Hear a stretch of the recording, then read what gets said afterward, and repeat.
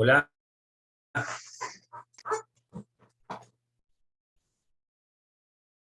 Buenas. ¿qué tal? ¿Se escucha bien? Bien, perfecto. ¿Cómo andan? ¿Todo bien? ¿Ya las últimas clases? Y ya está, se termina procesal. Y después pasan a otras peores. Se hace, se hace. Bueno, hablé con la doctora Jiménez Bauer y me pidió que les dé recurso extraordinario federal, que es la bolilla. ¿La 12 puede ser? La bolilla 12.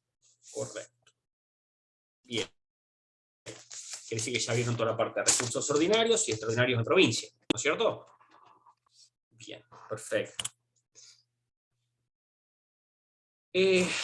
Lo primero que vamos a hacer es ubicarnos dentro del marco normativo, que es lo que nosotros vamos a leer o estudiar. Hay varios libros sobre recursos extraordinarios. A mí el que más me gusta es el de Sagüez, son 2 tomos, y también hay uno de es un solo libro, no hay tomos, que es Recurso Extraordinario Federal de Jorge Rojas, que también es bastante fácil su lectura. El marco normativo que nosotros vamos a tener es el siguiente. Constitución Nacional, artículos 31, 116 y 117.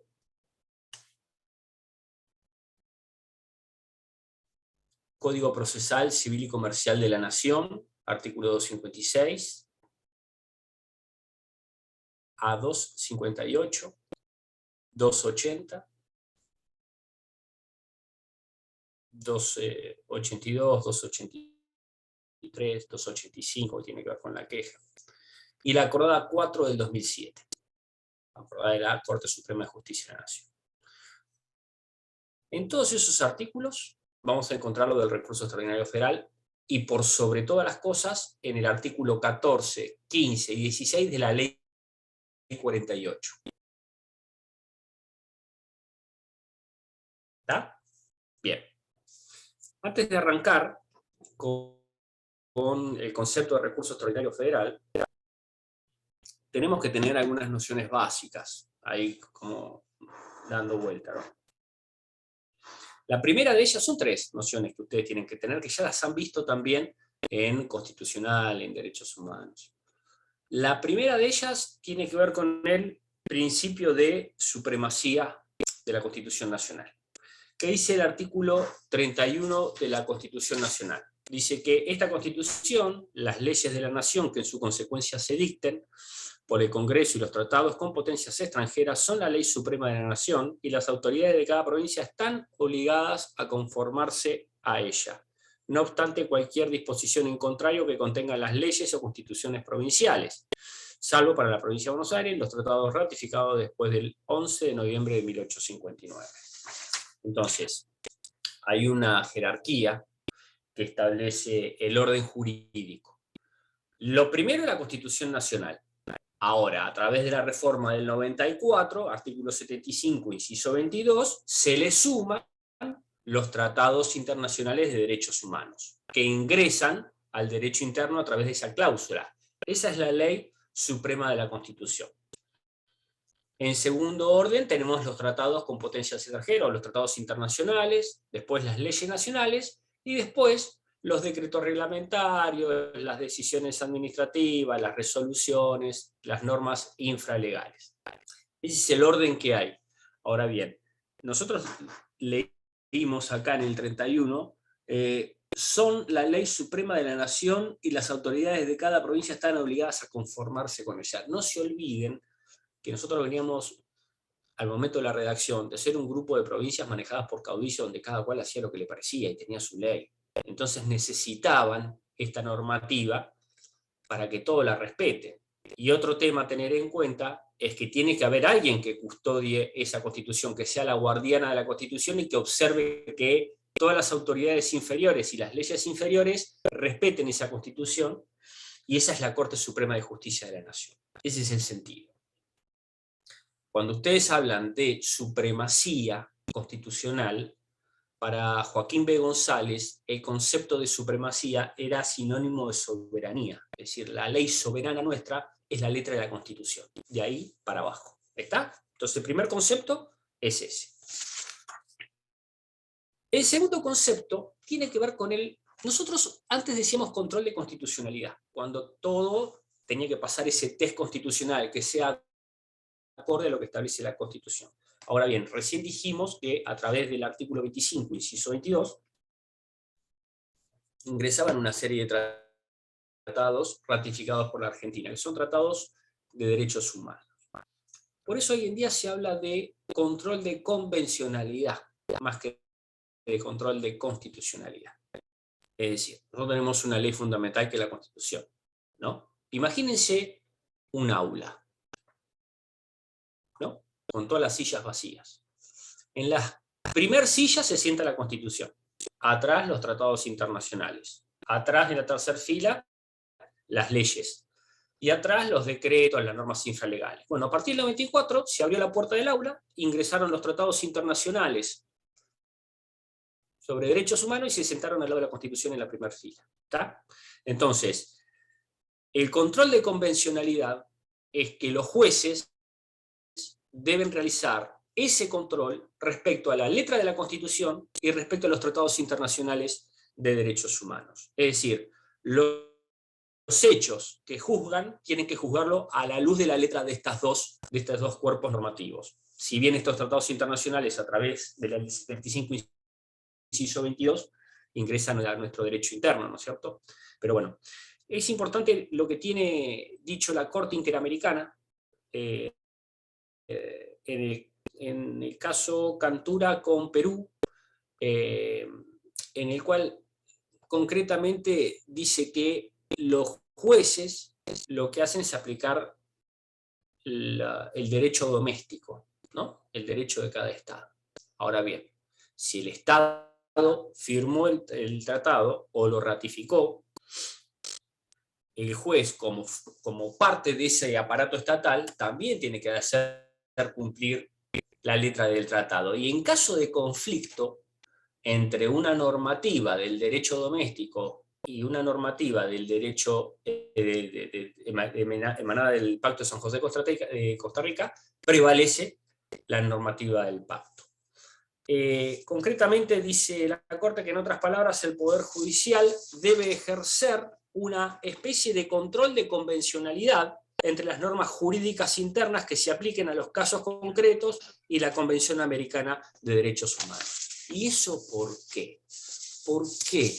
Porque si nosotros ratificamos un tratado internacional y no lo cumplimos, hay responsabilidad internacional del Estado. Por eso es importante. Ustedes están a 2 o 3 años de recibirse, más o menos, ¿no? Por ahí. Van a ver cómo fue evolucionando el tema de los tratados internacionales. No muchos órganos jurisdiccionales hacen mención a los tratados internacionales en sus resoluciones.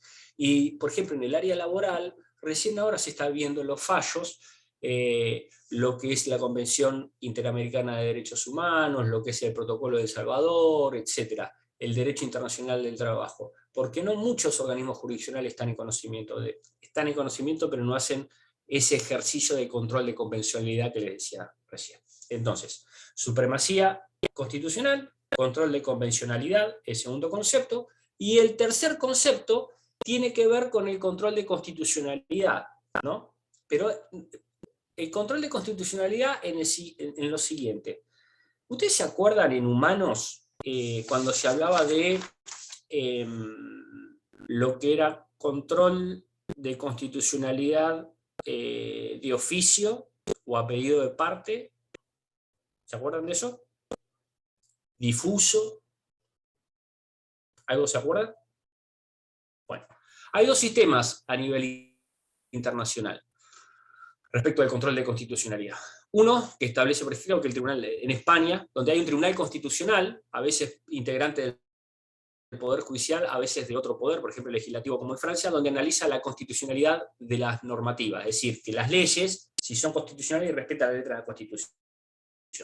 Y después hay otro sistema, como el de Argentina, que es el difuso, donde cada juez realiza este control de constitucionalidad. No es necesaria una jurisdicción especial o un tribunal constitucional. ¿Se entiende? Ese es el carácter de difuso. Cualquier juez de la República hace este test de constitucionalidad. Punto 1. Y punto 2, lo hace de oficio. Es decir, antes el criterio era que era pedido de parte. A partir de los fallos de la Corte, dicen, no, mire, el control de constitucionalidad lo tienen que hacer todos los jueces y lo tienen que hacer de oficio, aun cuando las partes no lo hayan pedido. Esos son más o menos los 3 conceptos que ustedes tienen que tener en cuenta al momento de comenzar a estudiar lo que es el recurso extraordinario federal. Vamos a ir al concepto, que se entiende por recurso extraordinario federal. Ustedes saben, a ver, ¿ustedes saben dónde estamos parados? Es decir, ustedes vieron, vamos, hay dentro del Departamento Judicial de Mar del Plata, hay una competencia federal y una competencia ordinaria, ¿no es cierto? ¿Verdad? Sí, bien. Ustedes ya vieron en la bolilla 10, si no están de acuerdo con una sentencia de primera instancia, pueden interponer un recurso de apelación para ir a Cámara, ¿no? Entonces, el organismo superior del Departamento Judicial se aboca a tratar ese tema.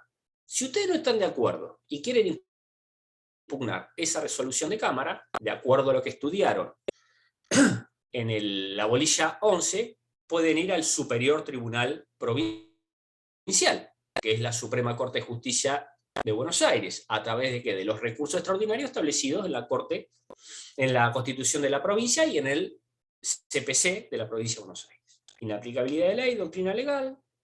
¿Cuál es el otro? Nulidad, inconstitucionalidad. Bien. Ahora, ¿dónde estamos parados? En el tema de la justicia ordinaria. Justamente en la resolución emanada del Superior Tribunal Provincial. Y yo no estoy de acuerdo y la quiero impugnar. ¿Y cómo debo acceder? ¿A quién debo acceder? A la Corte Suprema de Justicia de la Nación, que es el Superior Tribunal Nacional. ¿Tá? ¿Cuál es el medio? A través del recurso extraordinario federal. Pero, ¿por qué les dije lo de la justicia, la competencia federal y la competencia ordinaria? Porque cuando veamos los requisitos propios del recurso extraordinario federal, vamos a ver uno de ellos que es Superior Tribunal de la Causa. ¿Cómo accedo a corte? A través del recurso extraordinario federal, de acuerdo a donde esté parado. ¿Está? Les puse el ejemplo solamente de la justicia ordinaria para que vean cómo es todo el caminito y dónde estaríamos parados en ese supuesto, ante una resolución que nosotros queremos impugnar emanada del Superior Tribunal Provincial de la causa. Bien, vamos a arrancar por la caracterización y después vamos a abocarnos a lo que establece la Constitución Nacional. Rojas dice que se desprende que el recurso extraordinario federal se constituye en un mecanismo impugnativo que le permite a la Corte Suprema de Justicia de la Nación ejercer su competencia por apelación conforme a las previsiones del artículo 116 de la Constitución Nacional, siendo precisamente el recurso en cuestión la herramienta habitualmente utilizada para el mantenimiento del principio de supremacía constitucional, ¿se acuerdan de lo que estábamos hablando recién? Que contempla el artículo 31 de la Ley Fundamental. Bien. Entonces, el mecanismo de impugnación, ¿para qué? Para que Corte pueda ejercer su jurisdicción, ese control para ver si se respetó la supremacía constitucional que establece el 31. Pero, ¿cómo es esto, doctor? Lo primero que nosotros vamos a hacer es leer los artículos 116 y 117 de la Constitución Nacional, porque ahí me dicen cómo puedo acceder a Corte. Fíjense que yo puedo acceder a Corte de manera originaria o por apelación. Cuando dice apelación, la Constitución Nacional hace referencia al recurso extraordinario federal. También hay un recurso de apelación ante Corte, pero hay un caso muy específico nada más. En general, se entiende la apelación por el recurso extraordinario federal. Dice el 116 de la Constitución Nacional. Corresponde a la Corte Suprema y a los tribunales inferiores de la Nación el conocimiento y decisión de todas las causas que versen sobre puntos regidos por la Constitución y por las leyes de la Nación, con la reserva hecha en el inciso 2 del artículo 75, y por los tratados con las naciones extranjeras, de las causas concernientes a embajadores, ministros públicos y cónsules extranjeros, de las causas de almirantazgo y jurisdicción marítima, de los asuntos en que la nación sea parte, de las causas que se susciten entre dos o más provincias, entre una provincia y los vecinos de otra provincia, entre los vecinos de diferentes provincias, y entre una provincia o sus vecinos contra un Estado o ciudadano extranjero. Y el 117 dice que en estos casos la Corte Suprema ejercerá su jurisdicción por apelación, según las reglas y excepciones que prescriba el Congreso, pero en todos los asuntos concernientes a embajadores, ministros y cónsules extranjeros, y en los que alguna provincia fuese parte, la ejercerá originaria y exclusivamente. Significa que en todos los supuestos vistos a lo último, tengo que ir originariamente a la Corte. ¿Se acuerdan cuando hubieron los recursos extraordinarios en provincia, que la Corte de provincia también ejerció una jurisdicción por apelación y originaria? ¿Se acuerdan? Cuando vieron todo eso, bueno, acá pasa lo mismo. En los supuestos contemplados en la última parte del 117, competencia originaria. Y si no, en todo lo demás supuestos del 116, por apelación, de acuerdo a las reglas que establezca el Congreso. Y esas reglas que establece el Congreso es la Ley 48, artículo 14, 15 y 16. Recurso extraordinario federal. ¿Está? Este mecanismo de impugnación.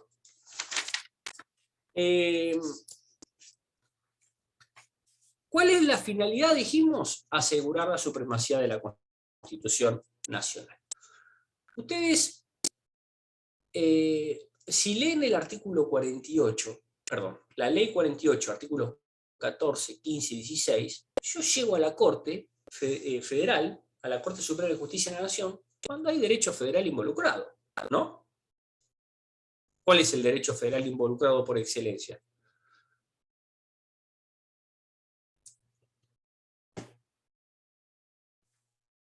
La Constitución Nacional. Pero no es el único derecho federal involucrado. También hay otro derecho federal. ¿Pero cuál es el derecho federal? ¿El Código Civil es derecho federal? ¿El Código Civil y Comercial? No. ¿La Ley de Contrato de Trabajo? ¿Federal? ¿La 2744 y sus modificatorios? No. Ahora, la Corte, ¿ustedes han leído fallos durante la carrera donde la Corte habla de temas de contrato, derechos reales, de daños y perjuicios, temas de prueba? Sí, ¿no? ¿Cómo puede ser, si no es derecho federal, que la Corte se expida por eso? Y el tema pasa por acá. Cuando ustedes estudian recurso extraordinario federal, ya vieron el concepto. Lo primero que tienen que hacer es una clasificación. Pongan REF, que es recurso extraordinario federal, abran una liñita para arriba, una flecha, y pongan recurso extraordinario federal propiamente dicho. Los supuestos del artículo 14 de la ley 48. Ámbito natural, le ponen así abajo. Ámbito natural. Pero después vuelven y hacen una rayita para abajo y ponen otras manifestaciones del recurso extraordinario federal, entre paréntesis, ámbito excepcional, y ponen sentencia arbitraria, punto 1, punto 2, gravedad institucional, punto 3, recurso extraordinario federal por salto de instancia. La ley estableció este medio de impugnación para los supuestos del artículo 14 de la ley 48. La jurisprudencia de la Corte hizo factible acceder a la Corte fuera de los supuestos del artículo 14 en esos que le digo el ámbito excepcional. Sentencia arbitraria, gravedad institucional por salto de distancia. Ahora el de salto de distancia está dentro de la ley. Primera clasificación que van a ver. Ténganla presente para lo que vamos a ver con posterioridad.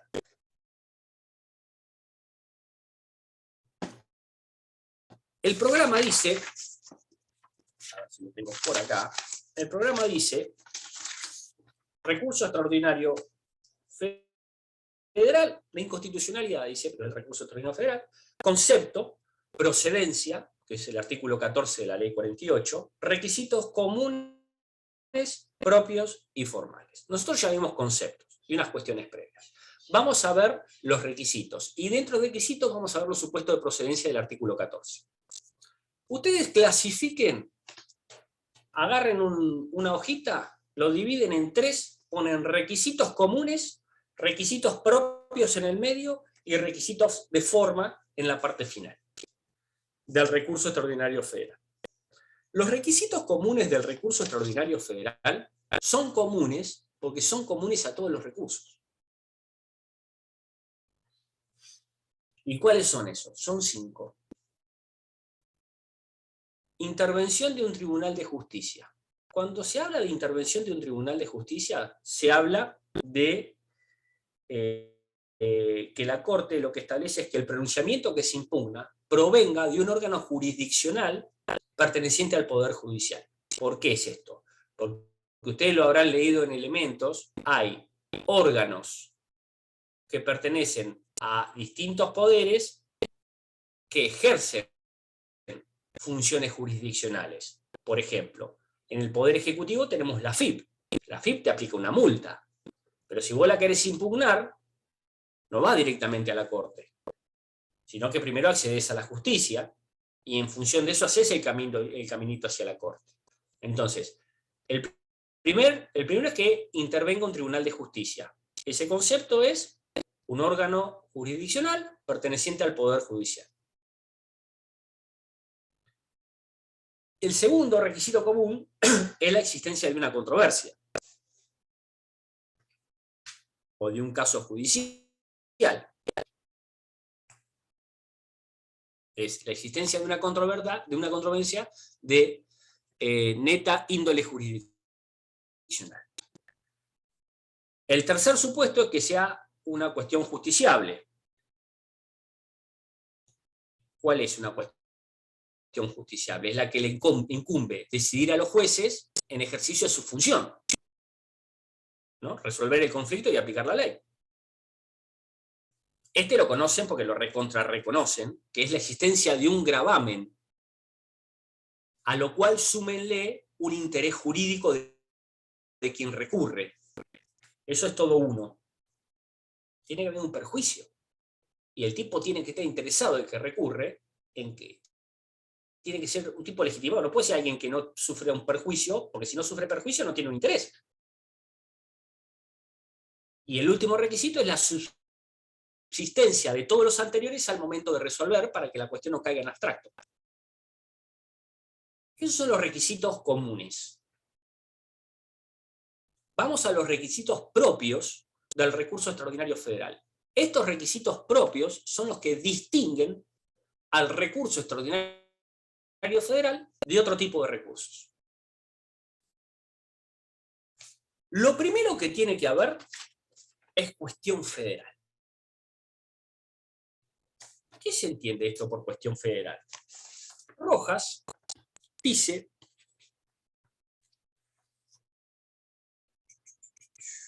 cita a Palacio, Aimás y Rey, y dice que estos, Palacio principalmente, la conceptualiza a la cuestión federal sobre la base de las previsiones del artículo 14, que era el que decía hoy, sosteniendo que es aquella que versa sobre la interpretación de normas federales o de actos federales emanados de autoridades de la nación, así como sobre los conflictos planteados entre la Constitución y otras normas, o actos provenientes de autoridades nacionales o locales. ¿Y qué es lo que me está diciendo acá el amigo Palacio, citado también por Rojas? Lo que me está diciendo es lo siguiente.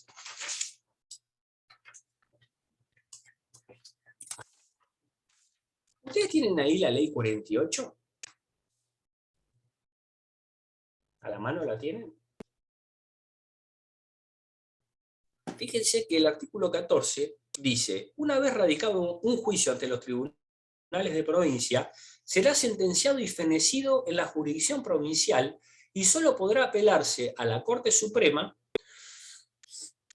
de las sentencias definitivas pronunciadas por los tribunales superiores de provincia en los siguientes casos, o en los casos siguientes. Y me da 3 incisos. Y dice: cuando en el pleito se haya puesto en cuestión la validez de un tratado, de una ley del Congreso o de una autoridad ejercida en nombre de la nación y la decisión haya sido contra su validez. 2. Cuando la validez de una ley, decreto o autoridad de provincia se haya puesto en cuestión bajo la pretensión de ser repugnante a la Constitución Nacional, a los tratados o leyes del Congreso, y la decisión haya sido a favor de la validez de la ley o autoridad provincial. Es decir, me está contrariando lo que me dice el artículo 31, ¿no?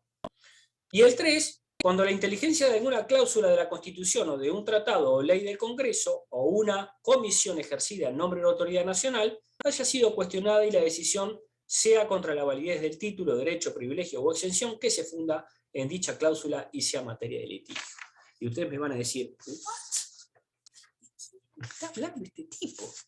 Cuando ustedes lean cuestión federal, primero tengan el concepto que les di recién, de Palacio y de Rojas. Segundo, hay una clasificación que surge del artículo 14 en cuanto a la cuestión federal. Hay cuestión federal cuando hay derecho federal involucrado. Y el derecho federal es aquel derecho que no es ni derecho común, ni derecho local, ni derecho procesal. ¿Está? Ese que les dije recién, el concepto de cuestión federal. ¿Cuál es la clasificación que surge? La clasificación que surge es que lo primero que ustedes van a poner cuestión federal, rayita para arriba, cuestión federal simple, rayita para abajo, o flechita, cuestión federal compleja. Y en este último van a subdividir y van a poner una flechita para arriba, cuestión federal compleja directa, una flechita para abajo, cuestión federal compleja indirecta. Cuando hay una cuestión federal simple, cuando lo que se discute, no se discute porque no hay una discusión, en la cuestión federal simple no hay conflicto. En la cuestión federal compleja sí hay conflicto. ¿Por qué digo esto? Porque la cuestión federal simple, lo que se trata de saber es qué quiere decir una cláusula. Lo que se busca es cuál es la inteligencia de ese derecho federal. ¿Qué es lo que quiere decir? ¿Qué interpretación? Eso es cuestión federal simple. Cuestión federal compleja, sí hay un conflicto. ¿Y un conflicto entre quién? Y acá está la diferencia. Dijimos, cuestión federal compleja se subdivide en cuestión federal compleja directa y cuestión federal compleja indirecta, ¿no? Bueno, ¿cuándo es cuestión federal compleja directa? Cuando hay un conflicto entre una normativa o un acto, una normativa inferior, o un acto con alguna normativa específica de la Constitución Nacional. Ahí está el conflicto directo. Entre una normativa inferior y la Constitución, y la resolución que nosotros atacamos dio validez a la normativa inferior. Entonces se está afectando esa supremacía nacional. Por eso el conflicto es directo. ¿Y cuándo es indirecto? Porque está la otra subdivisión, dijimos, cuestión federal compleja e indirecta. ¿Cuándo es indirecto? Cuando hay un conflicto también entre una normativa o un acto y una normativa superior sin ser la Constitución. Ejemplo, tenemos una ley del Congreso que dice tal cosa y un decreto reglamentario que establece algo que contraría lo que establece la ley. El conflicto es indirecto porque si la resolución que nosotros estamos impugnando le da validez a esa normativa infralegal por sobre la ley, se está afectando indirectamente a la Constitución, porque ataca el artículo 31, esa jerarquía que nosotros vimos. Por eso es una cuestión federal compleja indirecta, porque si bien el conflicto no es directo con la letra de la Constitución, sí hay un conflicto entre normativas o entre un acto y una normativa, etc. ¿Se entendió esto? ¿Sí? Yo igual les voy a dar, después a través del centro de estudiantes, yo me manejo mucho con Alan en ese sentido que le mando las cosas, los links, no sé si dice link, de YouTube, de las 2 clases que yo di en la comisión de la noche sobre este tema, por si ustedes quieren repasar y escuchar también esa clase y demás. Pero ¿se entendió lo que es la clasificación de la cuestión federal? Lo que es el concepto de cuestión federal y lo que es la clasificación. Ese es el primer requisito propio del recurso extraordinario federal.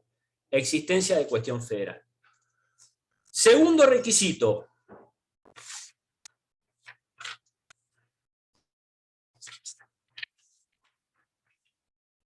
Existe una relación directa e inmediata entre la cuestión federal y el fondo de la controversia.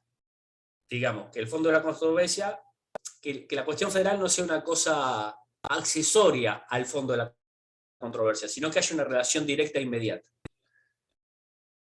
Tercer requisito, que la resolución que nosotros atacamos, esa sentencia o esa resolución judicial, sea contraria al derecho federal.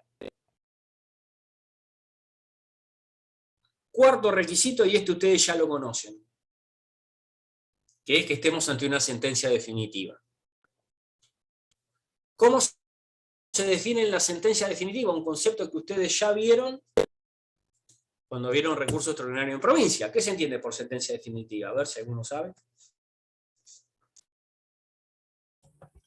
La que está convalidada y no puede ser apelada. No, si no puede ser apelada, estamos hablando de una resolución firme.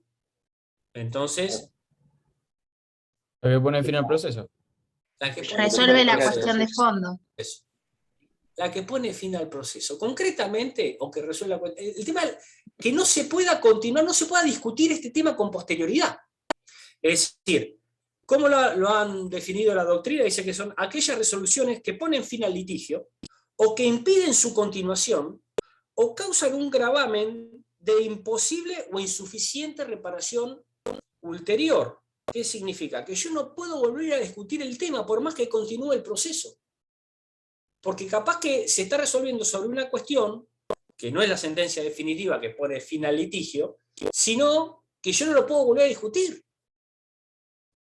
Ustedes lo vieron el concepto este de sentencia definitiva. Entonces, recuerden, es aquella resolución judicial que pone fin al litigio, que puede ser la sentencia definitiva que ustedes conocen, o impiden su continuación, o causan un gravamen de imposible o insuficiente reparación ulterior. Ese es el concepto de sentencia definitiva, que es el cuarto requisito.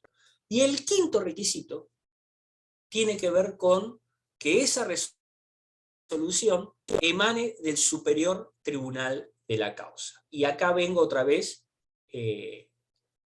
un poquito a decir lo que les había dicho de antelación. Para saber cuál es el superior tribunal de la causa, ustedes tienen que saber dónde están parados. Yo les puse el ejemplo en provincia, un daños y perjuicios, por ejemplo, que tramita por ante un juzgado en lo civil y comercial del Departamento Judicial de Mar del Plata, que nosotros llegamos a sentencia definitiva, que no estamos de acuerdo, que la impugnamos. ¿A dónde vamos? A Cámara. ¿A través de qué? De un recurso de apelación. Si nosotros queremos impugnar esa resolución de Cámara, porque no estamos de acuerdo, vamos a Suprema Corte de Justicia de la Provincia de Buenos Aires mediante un recurso extraordinario provincial, que los que vieron en la Constitución provincial y en el Código Procesal. Ahora, de ahí sí me voy a corte. Entonces, en ese supuesto, y en ese único supuesto, el superior tribunal de la causa es la Suprema Corte de Justicia de la Provincia de Buenos Aires. Ahora, si ustedes son abogados acá en Mar del Plata y tienen matrícula federal, además de provincial, y se dedican a previsional, al tema de jubilaciones, o se dedican, por ejemplo, también hacen derecho laboral y, por ejemplo, manejan todo el tema de lo que son los marinos, los capitanes de barco y demás, que la competencia de la justicia federal, usted no tiene que llegar a la Suprema Corte de Justicia de la Provincia de Buenos Aires, porque eso es justicia ordinaria. Ustedes están en la justicia federal. ¿Cuál va a ser el caminito? Juzgado federal de primera instancia. Si no están de acuerdo, van a ir ante la Cámara Federal, que está frente al shopping, y si no están de acuerdo, ese va a ser el órgano superior de la causa. Y de ahí se van a ir a corte. Capaz que ustedes se dedican a trabajar en Buenos Aires. Y en Buenos Aires está la justicia nacional, civil, comercial, contencioso administrativa, laboral. ¿Cuál va a ser ahí el caminito? Juzgado de primera instancia de la justicia nacional. Si no están de acuerdo, irán a la cámara respectiva. Y si no están de acuerdo, ese organismo será, en ese supuesto en cava de la justicia nacional, el superior tribunal de la causa, y de ahí podrán acceder a la Corte Suprema de Justicia de la Nación. O capaz que ustedes se dedican a derecho penal. Capaz que hacen derecho penal en el área federal. Entonces van a tener una sentencia del Tribunal Federal, por ejemplo acá en Mar del Plata, un tema de narcotráfico. No van a estar de acuerdo con eso, van a impugnarlo, se van a ir a la Cámara de Casación Federal, y ese va a ser el superior tribunal de la causa. O capaz que ustedes se dedican a la parte tributaria y manejan la 11683 a la perfección. Entonces, la AFIP dice, mire, su cliente no me ha pagado esto de IVA, yo inicio una ejecución fiscal. Bueno, usted opone una excepción, hay una sentencia, dice, no, mire, se rechaza la excepción, primer juzgado de primera instancia federal, Secretaría de Ejecuciones Fiscales, acá que está en Moreno e Independencia, y ustedes no están de acuerdo con lo que dice el juzgado de primera instancia federal que está tratando ese tema. Y la 11683 no establece un recurso de apelación para ese supuesto. Entonces, en ese supuesto, de la 11683, en una ejecución fiscal, es el superior tribunal de la causa. ¿Se entendió lo que dije?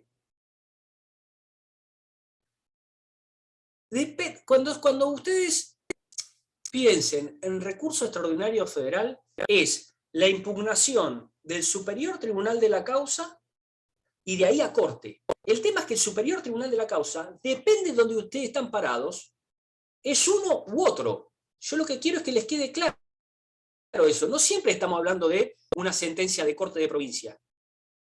Depende de donde ustedes están parados y qué es lo que están haciendo.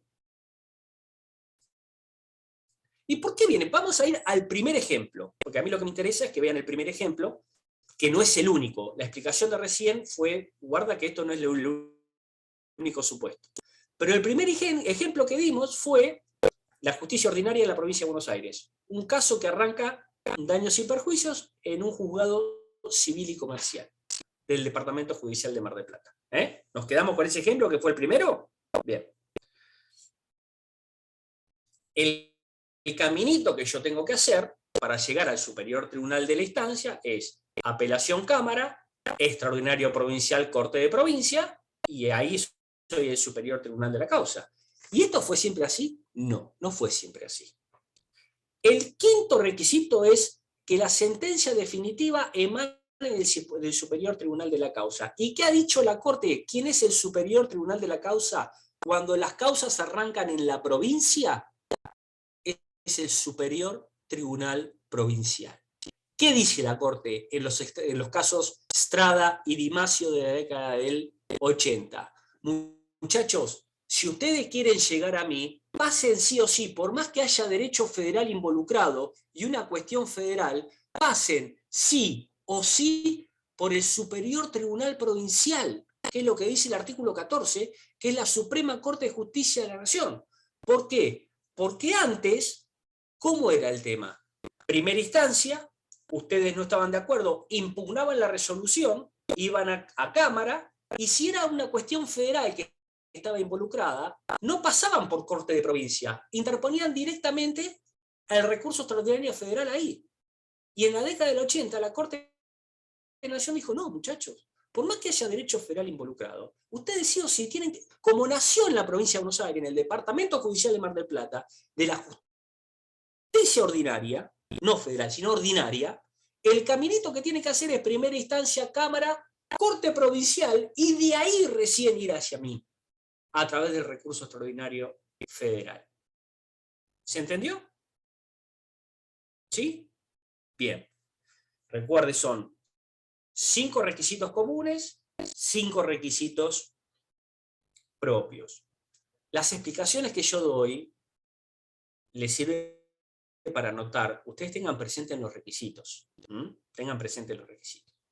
El tercer grupo son los requisitos de forma o los requisitos formales. ¿Cuáles son esos? Los que tienen que ver con la admisibilidad. Ustedes saben que hay cuestiones de admisibilidad y cuestiones de procedencia. Los que tienen que ver en gran parte con la admisibilidad son las cuestiones de forma, ¿no?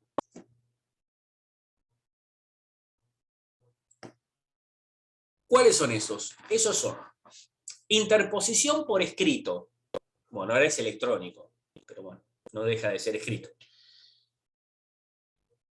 Con copias es lo que dicen. Ahora con lo electrónico es medio al divino botón, ¿no? Pero es interposición por escrito, con copias, que sea autosuficiente porque debe estar debidamente fundado en la interposición. Se interpone ante el tribunal que dictó la resolución que ustedes están atacando.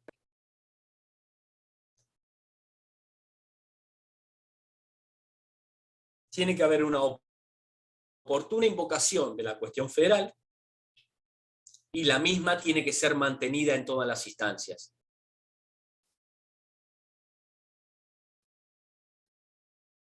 Y el último requisito formal es el cumplimiento de la acordada 4 del 2007.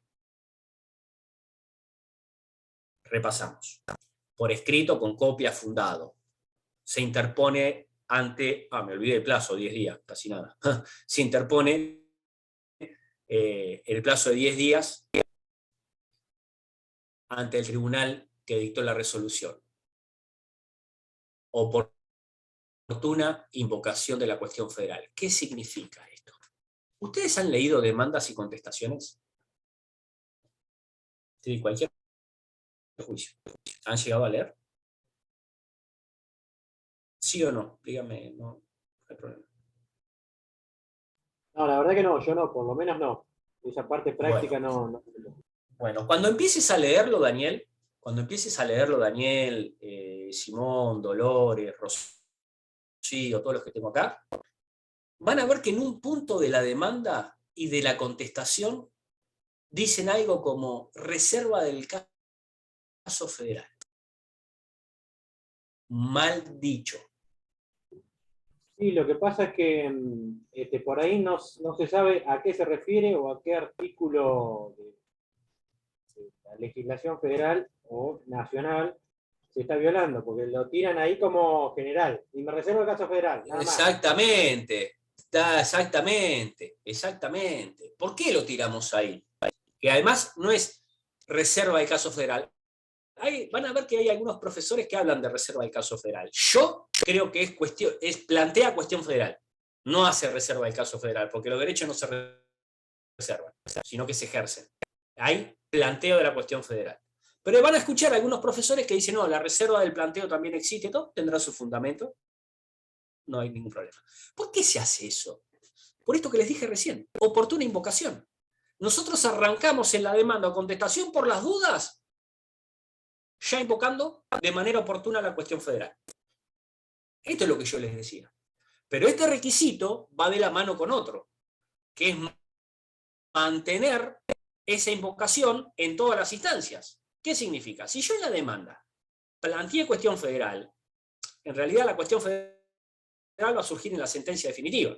Si yo no estoy de acuerdo, porque esa sentencia afecta a un derecho constitucional mío,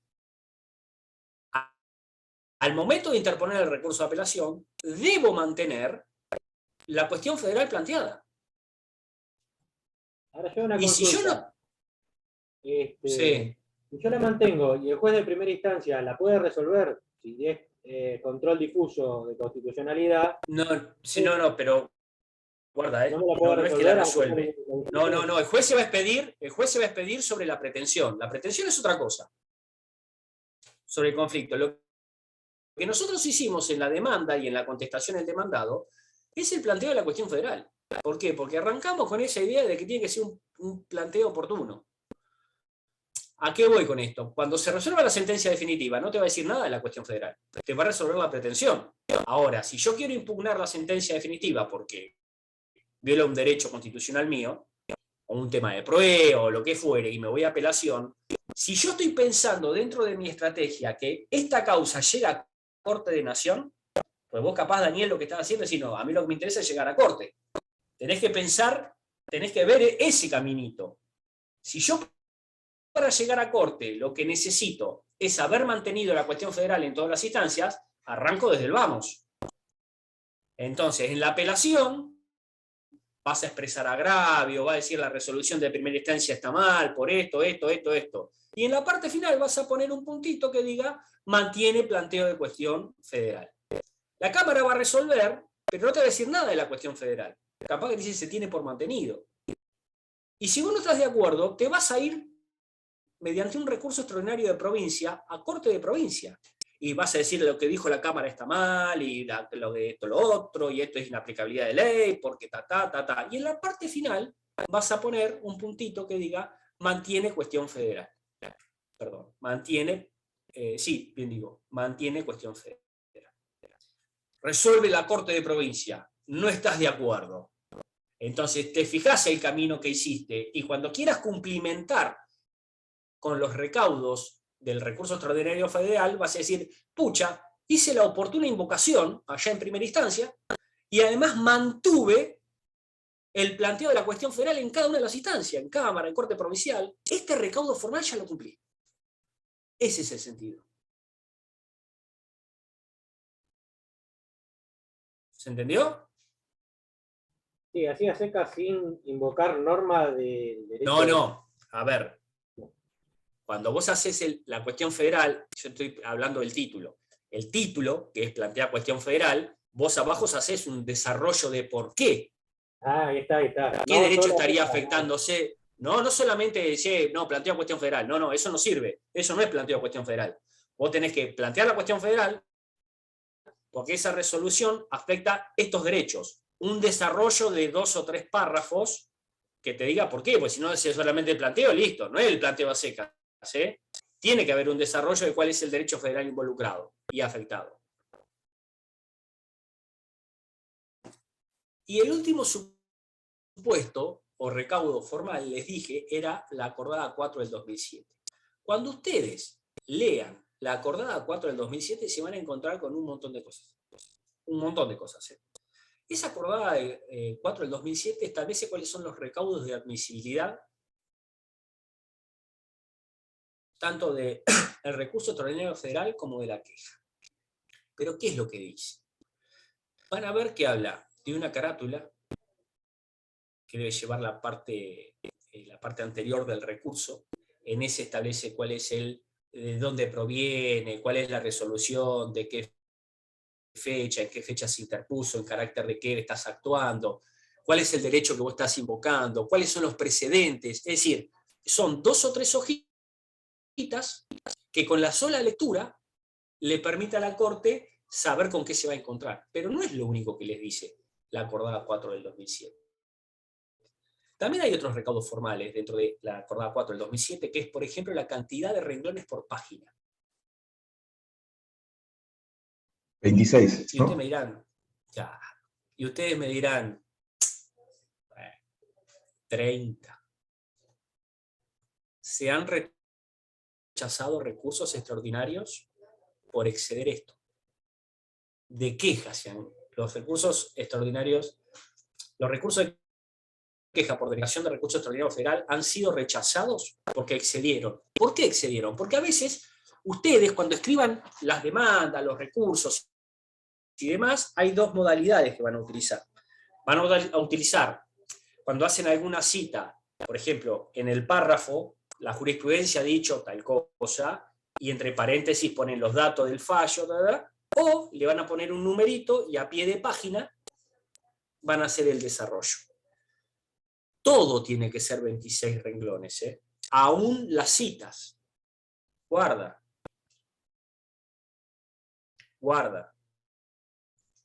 No más de 40 páginas. La hoja no hay membrete, no hay nada, es 26 y se cuenta 26 de arriba abajo. El tema es, por ejemplo, a ver,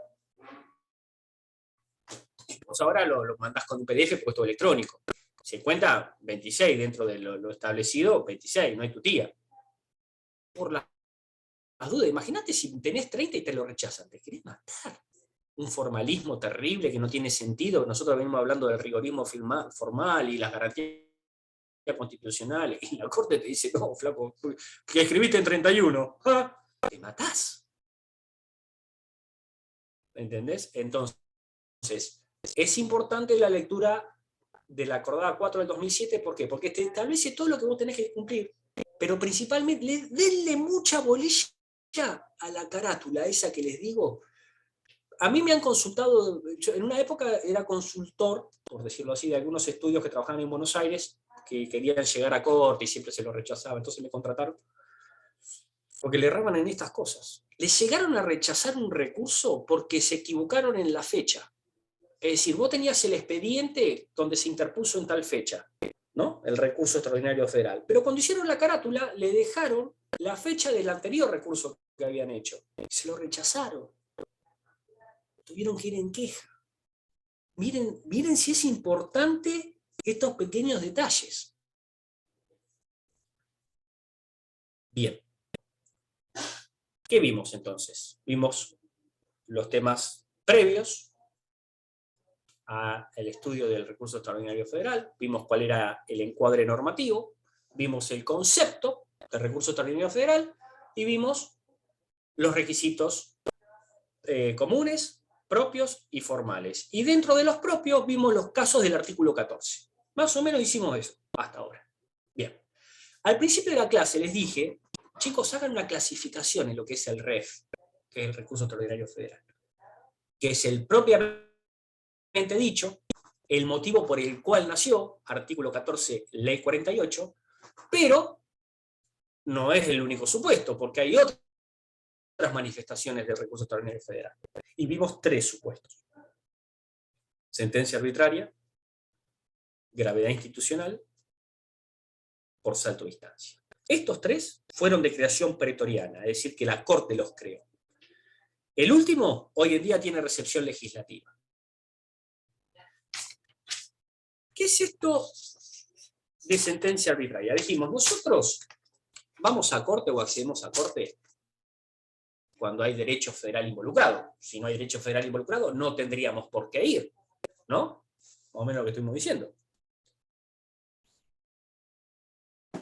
Ahora, corte se ha expedido sobre derecho común, por ejemplo, temas laborales, sobre temas civiles y comerciales, derechos reales, contratos, sucesiones. También se ha expedido sobre temas procesales, temas de prueba y de hechos. ¿Cómo puede ser que se haya expedido corte si no hay derecho federal involucrado? ¿Cómo puede ser que haya llegado ahí la causa? No tendría que haber llegado nunca la causa.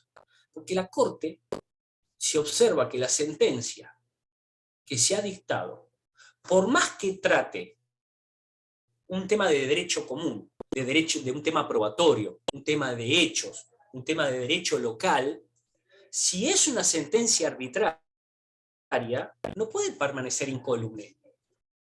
Que haya una sentencia arbitraria transforma a la cuestión en cuestión federal, porque le interesa a la Corte tratar ese tema, porque no puede dejar pasar una sentencia inconstitucional, que no es una derivación razonada del derecho vigente, por más que esa sentencia hable de cuestiones de derecho común. ¿Se entendió? ¿El por qué? Bueno. ¿Cuándo arrancó esto de la sentencia arbitraria y qué es esto de la sentencia arbitraria? Así le fue también. Por esta creación pretoriana, lo que es excepcional pasó a ser común. Es decir, del 100 causas que llegan a la Corte, 80, 85 deben ser por sentencia arbitraria. Que debería ser excepcional, se le llenó los anaqueles de causa. Dijimos que es una de las manifestaciones excepcionales del recurso extraordinario federal. ¿Cuándo arrancó esto de la sentencia arbitraria? Arrancó en el año 1909 con el caso Rey con Rocha.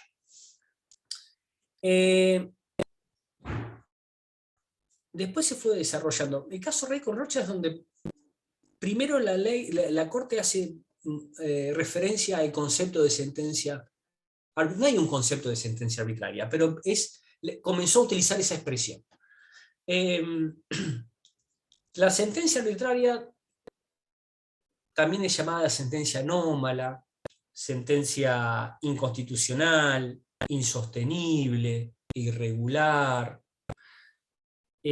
Comenzó a desarrollarse su concepto en el año 1909, aunque con antelación habría alguna definición de corte en la sucesión de Urquiza, por ejemplo, y demás. Pero el tema es cómo definir sentencia arbitraria.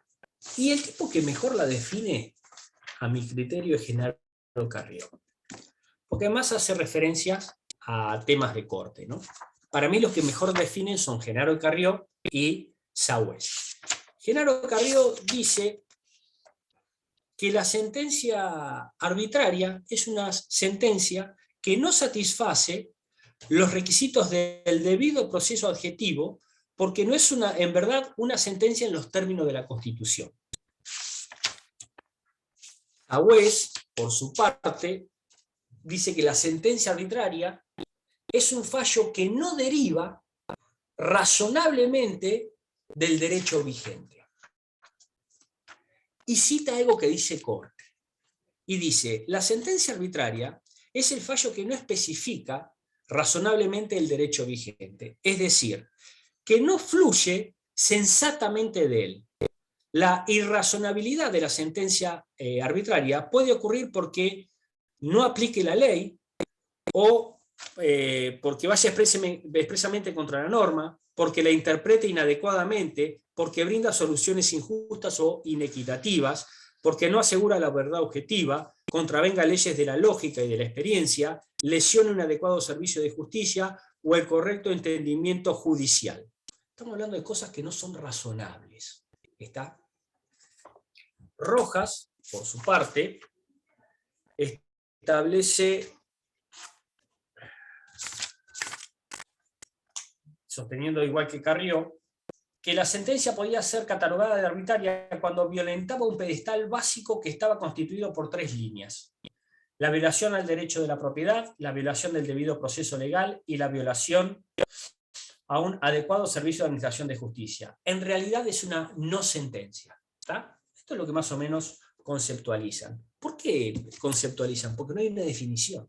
Y en realidad, ¿cómo hago para saber cuándo una sentencia es arbitraria? Lo que ustedes tienen que hacer es leer la casuística de la Corte. Leer los fallos donde la Corte te dice, este es un supuesto de sentencia arbitraria. ¿Qué ha hecho la doctrina ante la dificultad de la definición de sentencia arbitraria? Fue clasificar los supuestos de sentencia arbitraria.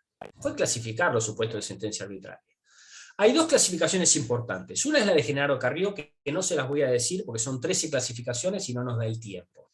Si quieren, después les paso en la otra clase el link ese para que si quieren escucharlo, lo escuchen, y se los voy a mandar también en PDF para el Classroom de ustedes. Vamos a ir directamente a la clasificación que hace Sagües, que es la que respeta el programa.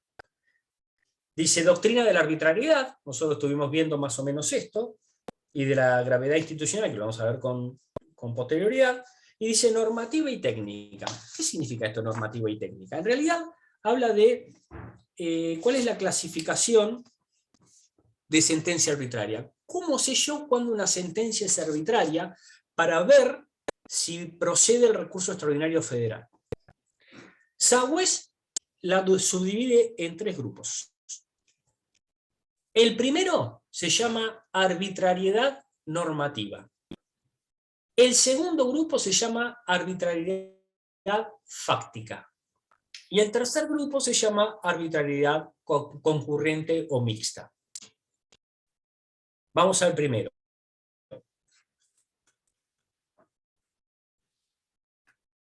En el primero, que es la arbitrariedad normativa, la sentencia es arbitraria porque no resulta una derivación razonable o razonada del derecho vigente. Y lo divido en 5 subgrupos, para que nosotros veamos cuándo una sentencia es arbitraria. El primer subgrupo son las sentencias infundadas o inadecuadamente fundadas. Falta de fundamentación de la sentencia. El segundo grupo son aquellas resoluciones que tienen un exceso ritual manifiesto. Por ejemplo,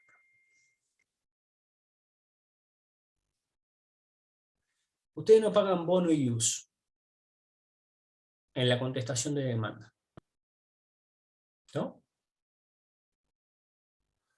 Entonces el juez los intima, no lo pagan y les tienen por no presentado el escrito. ¿Está bien o está mal eso?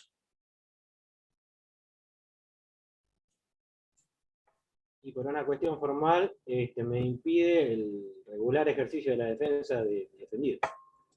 Si es una carga, por decirlo de alguna manera, que debe cumplir el abogado, ¿qué tiene que ver la parte?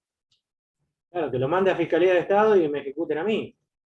Creo que había una Que lo doctrina mande que al decía tribunal. que había que avisarle al colegio de abogados. Había una doctrina que decía Exactamente. eso. Eso arrancaron los tribunales laborales acá en Mar del Plata, porque la Cámara acá en Mar del Plata te intimaba por 48 horas, por cédula, y si no cumplías, te tenía por no presentado el escrito. ¡Qué locura! ¿Qué tiene que ver la parte con el bono y el ius? Más cuando la ley lo que dice es que no se va a dar, no se va a proveer el escrito hasta que no se cumpla. Entonces no te provee el escrito de demanda y además notifico al Tribunal de Disciplina por esta falta. Eso era lo que tenía que ser. Pero fíjense si les tienen por no presentada la contestación de demanda, que hubo casos, pero para tirar para arriba. Bueno, ese es un supuesto de exceso ritual manifiesto. Cuando se hacía todo en papel y no presentaba las copias por el 120. También, una locura. Por eso digo, el exceso ritual manifiesto tiene que estar, ahí es un subgrupo de sentencia arbitraria. Ustedes tienen que identificar el exceso ritual manifiesto. ¿Cuál es el otro subgrupo? Las sentencias incongruentes. ¿Cuáles son las sentencias incongruentes? Las que violan el principio de congruencia. O el juez no me resuelve todo lo que le pedí, o me resuelve más de lo que le pedí. ¿Se acuerdan? Ultrapetita, infrapetita, extrapetita. Ese tipo de sentencias ya son arbitrarias. Entonces ustedes tienen que pensar que si la sentencia es arbitraria, yo ya estoy en condiciones de poder llegar a la corte si quiero. No importa dónde estoy parado. El otro grupo o subgrupo de sentencias del primer grupo, ¿no?, de esta arbitrariedad normativa, son las sentencias que atentan contra la preclusión y la cosa juzgada.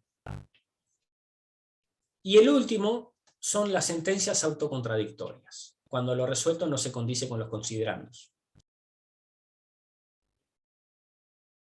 Entonces tenemos, primer grupo, arbitrariedad normativa. Dijimos, sentencias infundadas o inadecuadamente fundadas, exceso ritual manifiesto, incongruentes, las que atentan contra la preclusión y la cosa juzgada, y las autocontradictorias. El segundo grupo era la arbitrariedad fáctica.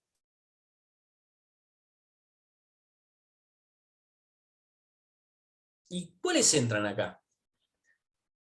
Los pronunciamientos que no evalúan adecuadamente la prueba ni los hechos.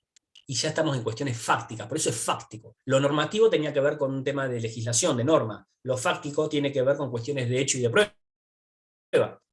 Por ejemplo, la resolución que yo ataco no le dio ni bolilla, ni se expidió sobre la pericial producida en autos. Y ustedes saben que la pericial, si bien no vincula al juez, el juez para apartarse debe decir por qué. No puede dejarla pasar. La pericial, los otros medios de prueba sí, porque capaz que no se aboca a cada uno de los medios de prueba, pero la pericial sí o sí, si el tipo no se puede apartar, te dice, no, mira, lo que dice el perito tal cosa. Ahora, si el perito lo que dijo está mal, él puede apartarse, pero debe decir por qué. Si no me trata la pericial, es porque no está adecuadamente valorado el medio probatorio, o analizado ese medio probatorio. Esa sentencia puede ser arbitraria, por una arbitrariedad fáctica. Y el tercer supuesto, que era la arbitrariedad concurrente o mixta, es que esa resolución que yo voy a atacar tiene un poco de ambas anteriores. Es decir, no un poco más, tienen una o dos de las anteriores. Es incongruente porque es arbitraria porque es una sentencia incongruente y además no me analizó esto o resuelve contra las constancias de autos, por ejemplo, ¿no?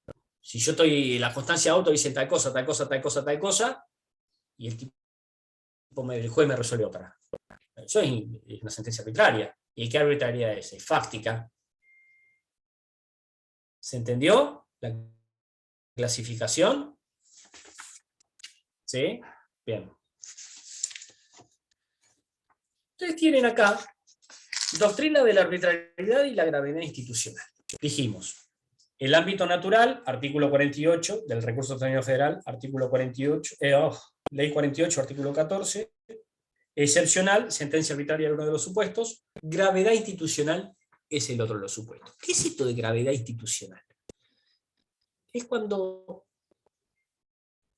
digamos, la resolución o el tema ya excede el interés de las partes. Está en juego las normas o los pilares básicos de la República o los derechos y garantías reconocidos en la Constitución Nacional.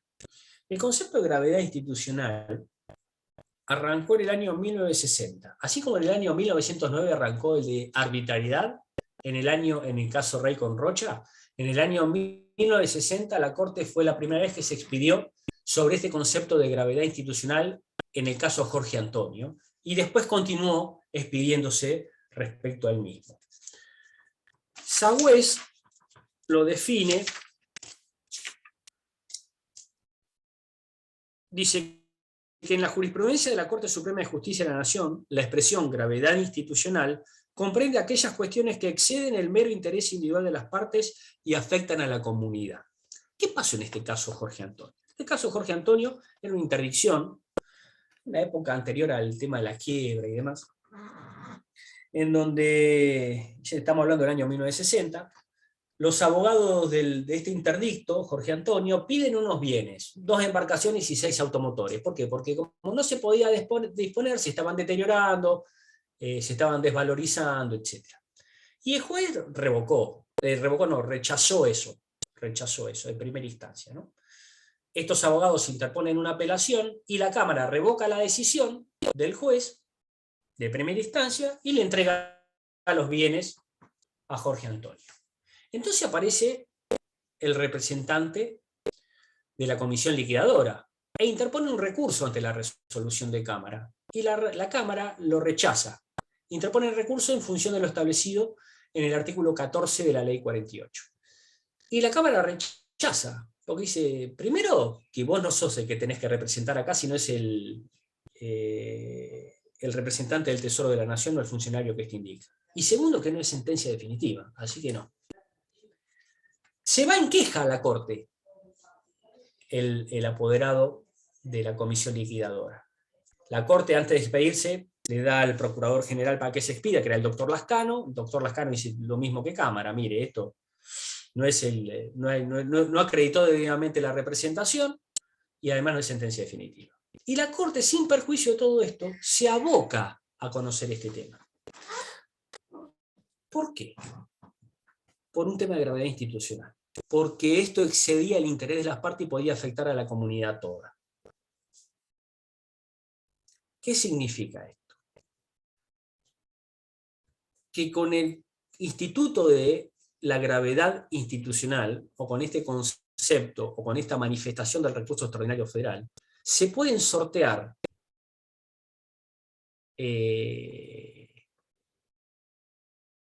temas procesales o frustraciones procesales a fin de poder entender en el tema. ¿Qué significa? ¿Qué estoy diciendo con esto?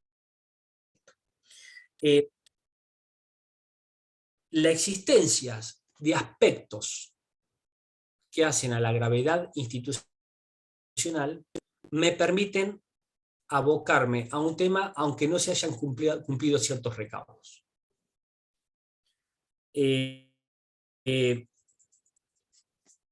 Fíjense que la Corte, cuando quiere entender en un tema, entiende. Cuando no quiere entender en un tema, no entiende. Por ejemplo, nosotros dijimos que dentro de los requisitos formales era indispensable la oportuna invocación y el mantenimiento en todas las instancias. Hubo casos que, por supuesto, de gravedad institucional, no se habían cumplimentado todos estos requisitos, pero la Corte igual entendió en el caso. ¿Por qué? Porque excedía el mero interés de las partes y afectaba a la comunidad toda. ¿Se entendió? Claro, pero ¿eso no sería certiorari positivo? Es cuando la Corte se aboca porque va a venir otra Se llama parva gravedad, de se llama gravedad juicio, entonces van a aplicar institucional. al que ya resolvieron y es como que hacen un leading case de eso y se basan en todos los pasos. Fíjate ya. vos, cuando veamos certiorari, ¿qué es la contracara? Claro, siempre tiene negativo, siempre te ponen 280 y te firman los Y te jueces. fuiste gorosito. Claro, sí. Pero vas a ver que en realidad no es que sea la contracara. Hay un requisito esencial que tiene que ver con la trascendencia del recurso. Ahora lo vamos a ver. ¿Pero se entendió esto de gravedad institucional? El concepto de gravedad institucional excede el mero interés de las partes y afecta a la comunidad toda. Entonces, la Corte ha dicho que por más que no se den algunos recaudos procesales, o de forma, o de lo que fuere, igual me aboco porque me interesa entender en este caso. Porque la gravedad institucional, por lo que está en juego, yo no la puedo dejar pasar de largo. Entonces, ¿qué estamos viendo hasta ahora? Estamos viendo que el recurso extraordinario federal nació en los supuestos del artículo 14. Y para que yo te trate esos supuestos, se tiene que dar todo esto: cuestión federal, sentencia definitiva, emanada del Superior Tribunal de la causa, requisito de forma, bla, bla, bla, bla, bla, bla, bla, bla, bla, bla.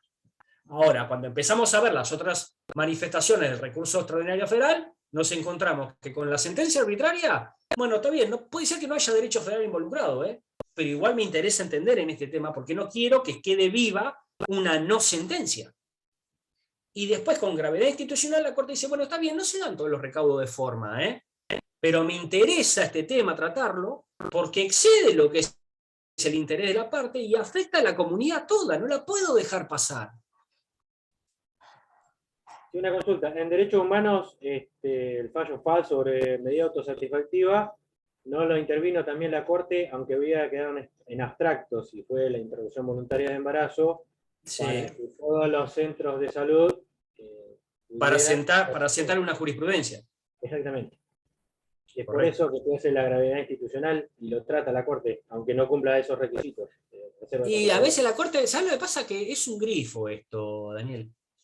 Te abre o te cierra la canilla como quiere. Esta es la realidad.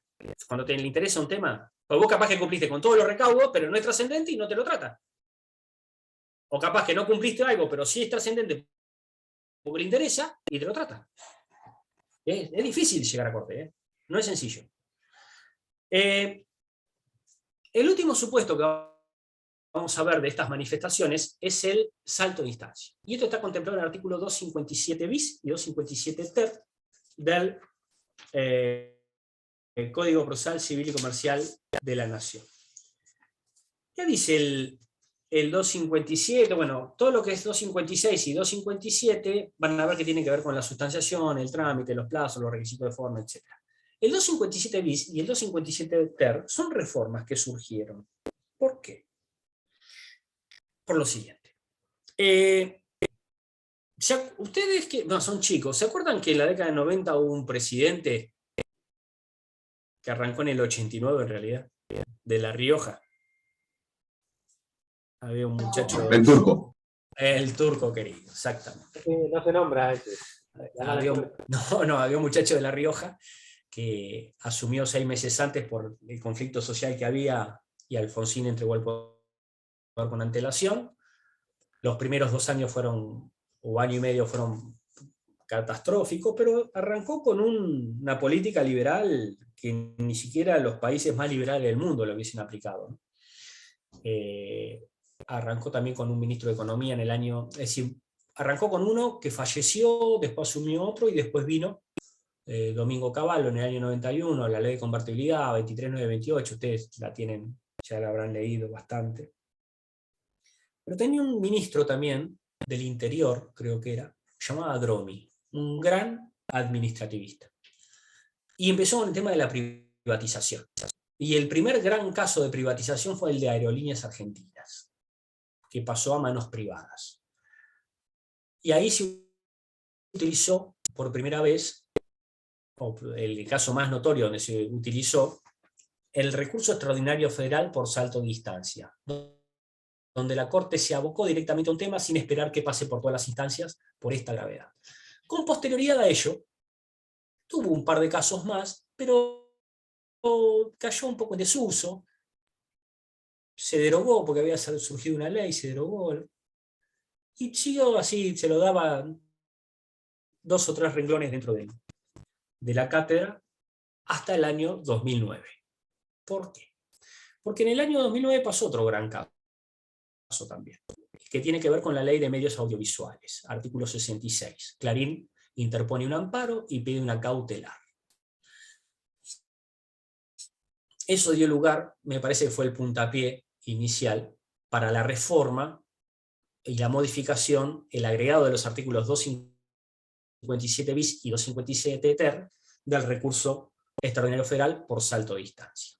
¿Qué dice el 257 bis? Dice que procederá el recurso extraordinario ante la Corte Suprema, prescindiendo del recaudo del Tribunal Superior en aquellas causas de competencia federal en las que se acredite que extrañen cuestiones de notoria gravedad institucional, cuya solución definitiva y expedita sea necesaria y que el recurso constituye el único remedio eficaz para la protección del derecho federal comprometido a los fines de evitar perjuicios de imposible o insuficiente reparación ulterior. Y en el segundo párrafo da la definición de gravedad institucional. Es decir, esa definición que se venía manejando a través de la jurisprudencia de la Corte, ahora la vuelca en un artículo del Código Procesal Civil y Comercial de la Nación. Y dice que existirá gravedad institucional en aquellas cuestiones sometidas a juicios que excedan el interés de las partes en la causa, proyectándose sobre el general o el público, de modo tal que, por su trascendencia, queden comprometidas las instituciones básicas del sistema republicano de gobierno o los principios y garantías consagrados por la Constitución Nacional y los tratados internacionales por ella incorporados. La Corte habilitará la instancia con alcance restringido y de marcada excepcionalidad. Solo serán susceptibles de recurso extraordinario por salto de distancia las sentencias definitivas de primera instancia, las resoluciones equiparables a ellas en sus efectos y aquellas dictadas a título de medidas cautelares. Y acá es donde nosotros lo conectamos con el caso Clarín. Una medida cautelar, ¿sería sentencia definitiva? Porque puede modificarse las circunstancias, el ¿no? cumplimiento de la sentencia. Bueno, cautelar sería no innovar, según Clarín. Entonces, nada que ver. Pero digo, ¿cuáles eran los requisitos? ¿No resuelve el fondo de la propios? cuestión? Cuestión federal, los 3 principales: cuestión federal, sentencia definitiva, emanado superior del tribunal de la causa. Si es por salto de distancia, superior tribunal de la causa, no va. ¿Por qué? Porque yo puedo saltar directamente a la Corte por la trascendencia del tema. Segundo supuesto, sentencia definitiva, y la verdad que dice sentencia definitiva de primera instancia equiparables o equiparables a ella o medidas cautelares. Entonces va hasta ahí. ¿Y cuál es la otra diferencia? Que yo el recurso extraordinario federal por salto de distancia no lo interpongo ante el tribunal que dictó la resolución que yo ataco, como el otro supuesto recurso extraordinario federal. Voy directamente a la Corte a interponer.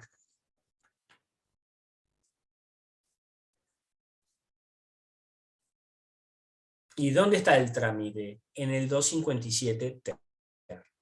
Dice: el recurso extraordinario por salto de distancia deberá interponerse directamente ante la Corte, mediante escrito fundado y autónomo. Esa segunda parte está, pero ya es directamente ante la Corte, dentro de los 10 días notificada la resolución impugnada, eso también está,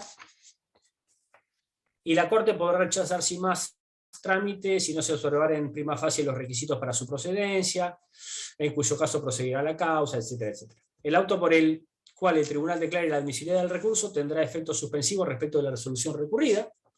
Del escrito se le dará traslado al contrario por el plazo de 5 días. Contestado el traslado vencido el plazo, la Corte decidirá sobre la procedencia del recurso. Si lo estimare necesario para mejor proveer, podrá requerir al tribunal contra cuya resolución se haya deducido el mismo la remisión del expediente en forma urgente.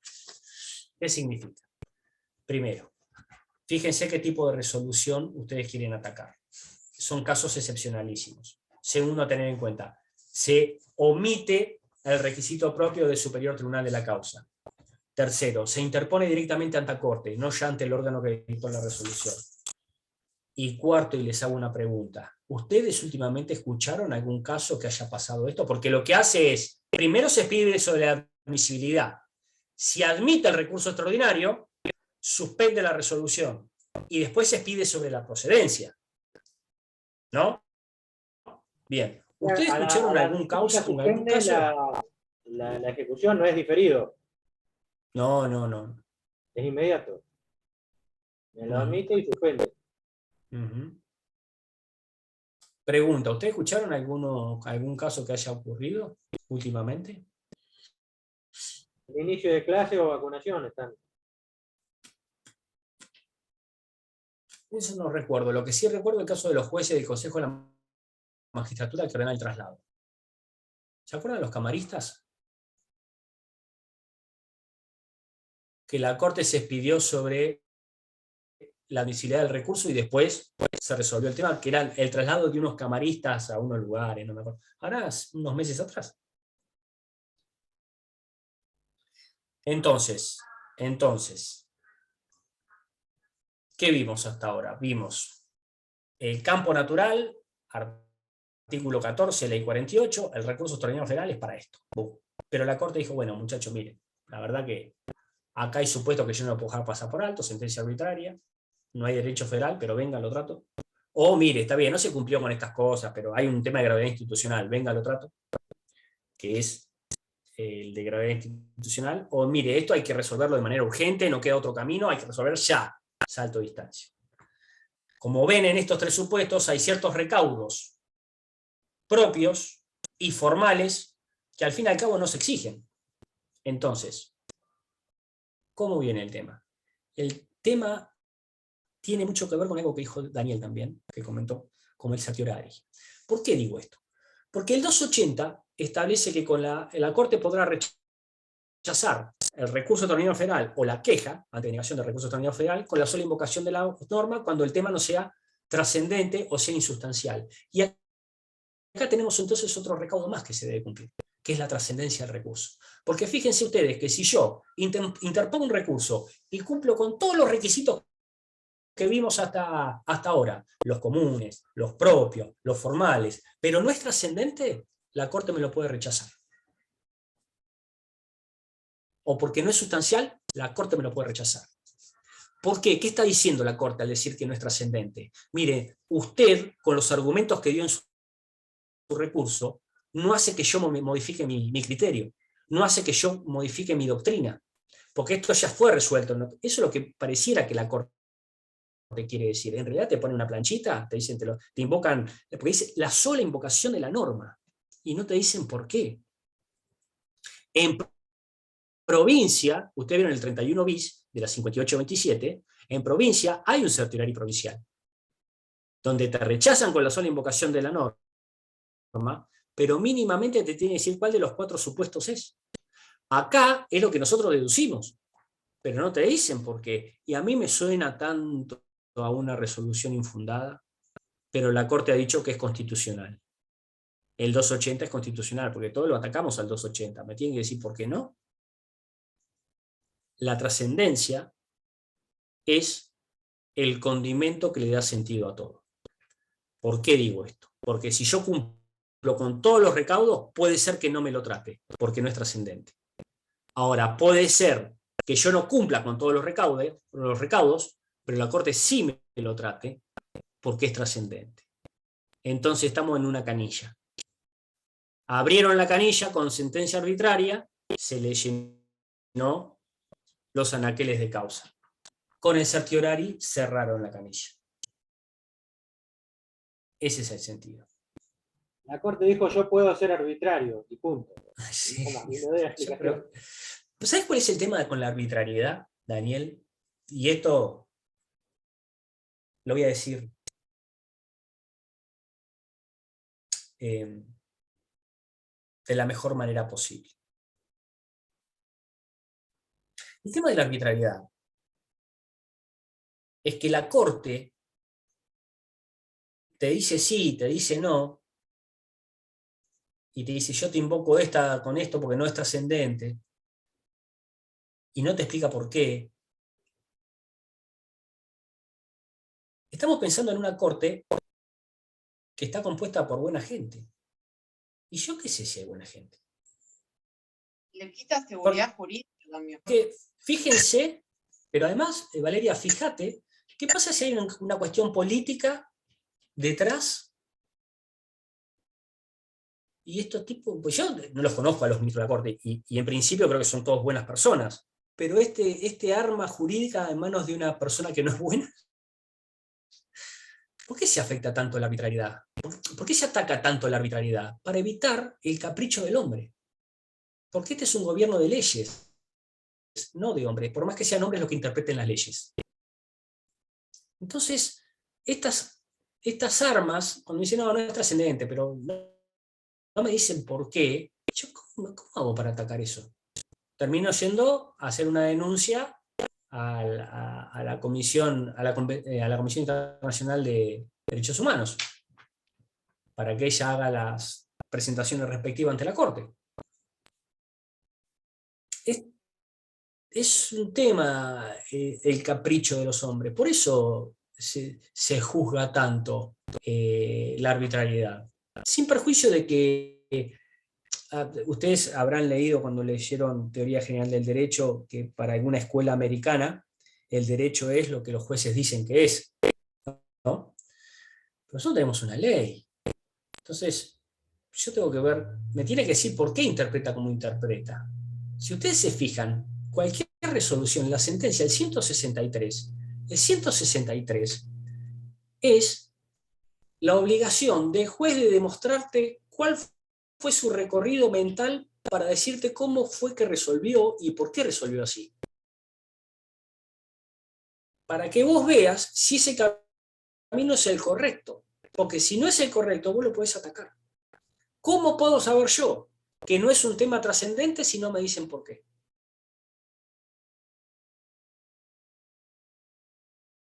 ¿Está?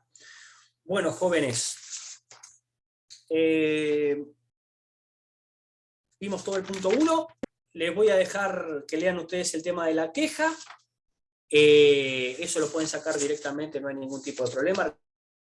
Recuerden que la queja, a diferencia de la queja en provincia, acá sí se paga un monto, que son 100.000 pesos hoy en día, creo. Fíjense que la acordada 4 del 2007 también establece ciertos recaudos de admisibilidad respecto a la queja. Estudien el 285, 283, y todo lo demás, no es complejo. Yo le voy a dejar a la doctora Arrieta el PDF sobre las causales, por si quieren repasarla. Eso, son 2 páginas, así que no hay problema, la de Carrió y la de Sagüez.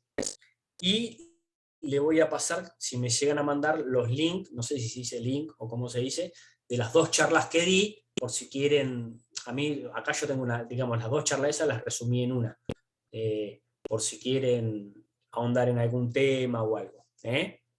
Bueno, espero que se haya entendido el tema, un gusto, tengan suerte en el examen y nos estamos viendo. Gracias. Gracias. Chao, gracias. Gracias.